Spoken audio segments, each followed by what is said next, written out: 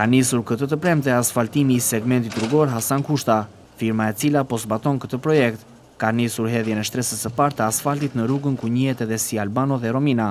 Si afat për të realizuar punimet për rehabilitimin e këtij segmenti rrugor, ishte përcaktuar fasha kohore nga data 3 prill deri në 10. Por të paktën nga informacionet që ka mundur të siguroj këtë të premte, televizioni 6+1 Vlora, punimet janë shtyrë në kohë për 2 faktorë. Së pari faktori klimës, me kohën e keqe dhe shpeshherë merrjeshe shiu, që nuk ishte edhe aq i favorshëm për shtrimin e asfaltit.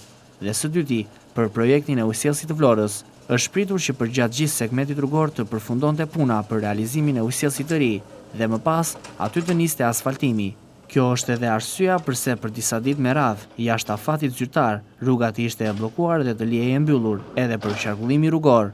Sipas informacioneve, puna për riasfaltimin e rrugës tek Albano dhe Romina do të vijojë për 2 ditë me radhë, duke nisur nga kjo e premte dhe do të vazhdojë edhe përgjatë shtunës. Ditën e diel mësohet se kjo rrugë do të jetë gati e frekuentuar edhe nga automjetet, duke i dhënë frym në këtë mënyrë qarkullimit rrugor në qytet.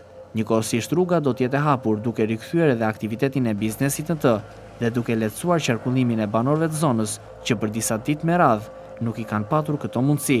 Vlen të theksohet se ky është një projekt i Bashkisë së Vlorës me fondet e kësaj të fundit. Projekti realizohet me qëllim kthimin në normalitet të këtij segmenti rrugor, një segment i cili prej muajsh kishte rënë prehe amortizimit dhe gropave të shumta, edhe për shkak të një sër projektesh, punimet e së cilave janë realizuar në të.